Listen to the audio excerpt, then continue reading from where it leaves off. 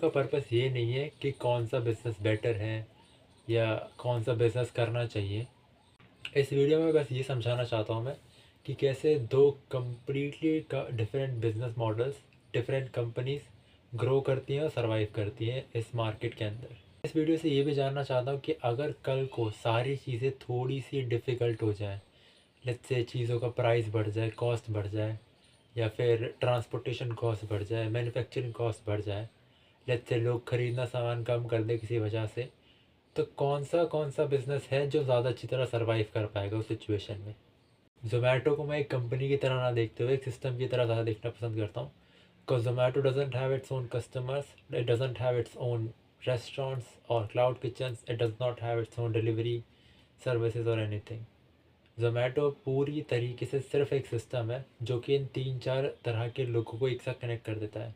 जैसे कस्टमर्स को खाना चाहिए तो वो कहाँ से ऑर्डर करते हैं? ज़ोमैटो से। बट लॉजिकली वो ज़ोमैटो के एप्लीकेशन को यूज़ कर रहा है ऑर्डर करने के लिए फ़ूड किसी दूसरे रेस्टोरेंट से, जो कि इन्हें डिलीवर करेगा कोई ज़ोमैटो का पार्टनर नहीं है, ज़ोमैटो के अंडर काम करने वाला कोई नहीं करेगा।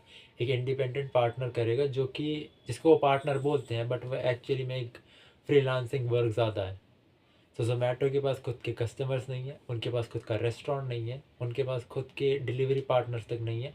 It's more like a system in my thinking.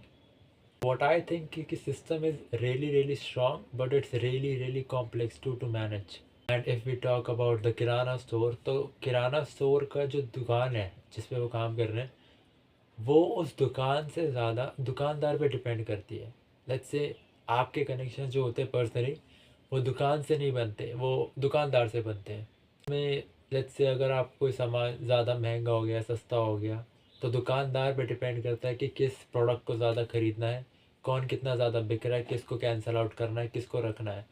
सो दुकान बेसिकली, या किराना स्टोर दुकानदार पे ज़्यादा डिपेंड करता है इंस्टेड ऑफ आपको दुकानदार होने के नाते पर्सनल रिलेशंस भी बनाने पड़ते हैं विद कस्टमर्स, ताकि वो आपसे कंटिन्यूसली सामान ले सकें। ज़ोमैटो को ये सारी चीज़ें नहीं करनी पड़ती। फिर एक उधार वाला सिस्टम भी जो चलता है इंडिया में, क्रेडिट क्रेडिट का, कि हमें क्रेडिट ट्रस्ट भी देना पड़ता है लोगों को एज अ दुकानदार। Then discipline which is the most important thing, क्योंकि दुकानदार वाले में या किराना स्टोर में मार्जिन बहुत ज़्यादा टाइट होते हैं, बहुत ज़्यादा। एक हल्की सी गलती और पूरा प्रॉफिट लॉस में कब चला जाएगा पता भी नहीं चलेगा। आई थिंक किराना स्टोर में चीज़ों को मैनेज करना रिलेटिवली सिंपल होता है, बट रिस्पॉन्सिबिलिटीज़ बहुत हैवी होती हैं। If I have to compare them, I'll simply say that Zomato controls more over, like a, how should I put it, more of a scalability thing than profit gaining. Zomato में maximum time अगर उनके reports को देखेंगे तो losses ज़्यादा होते हैं as compare to kirana store, right.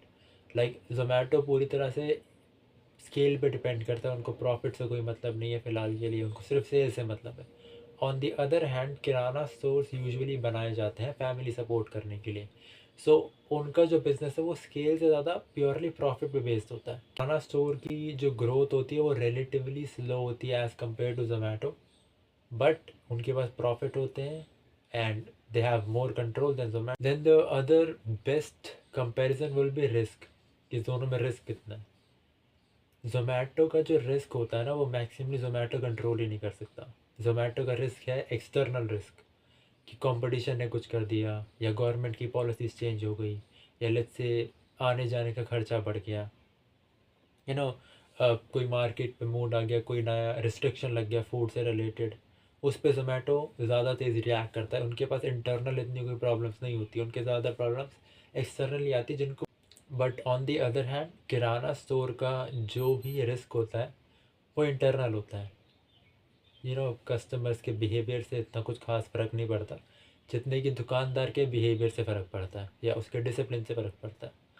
So I think दुकान या किराना स्टोर के अंदर पूरा का पूरा रिस्क इंटरनल होता है, और and that's why I think कि दोनों का ही रिस्क और स्ट्रेस लेवल बहुत अलग अलग होता है। That's what I think about it at least. The other best comparison I think is कि कुछ ऐसे बिजनेसेस होते हैं जो फ्यूचर को देख के बनाए जाते हैं कि और जो कि फ्यूचर में चीज़ें चेंज होंगी और लोगों की हैबिट्स चेंज होंगी। Let's say Zomato is betting कि आने वाले 10-5 साल में लोगों की हैबिट्स चेंज होंगी और वो ऑफलाइन से ज़्यादा ऑनलाइन चीज़ें खरीदेंगी।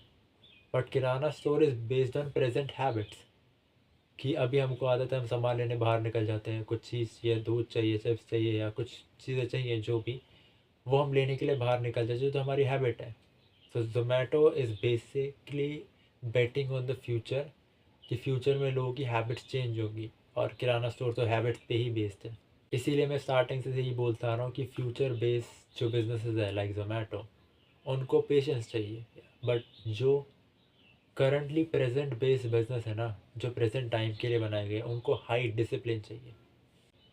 इस कंपैरिजन में मुझे लगता है कि मुझे जो सीखने को मिला है वो ये है कि बिज़नेस से ज़्यादा मुझे अपना टेम्परामेंट सीखने को मिला इस वीडियो में। इस चीज़ों को देखता हूँ लाइक व्हाट आई थिंक कि कौन सा बिज़नेस बेहतर है या कौन सा बेकार है या कितना स्ट्रेस लेवल के बारे में। मे बी मेरे ओपिनियंस फ्यूचर में चेंज हो जाए बट फ़िलहाल के लिए मेरे ओपिनियंस यही है। I think personally that for me Zomato is much more of a good kind of a business, क्योंकि मैं खुद ही अभी बहुत यंग हूँ तो मुझे प्रेजेंट चीज़ों पे फोकस करने की ज़रूरत नहीं है। मुझे फ्यूचर पे ही बेट करना चाहिए।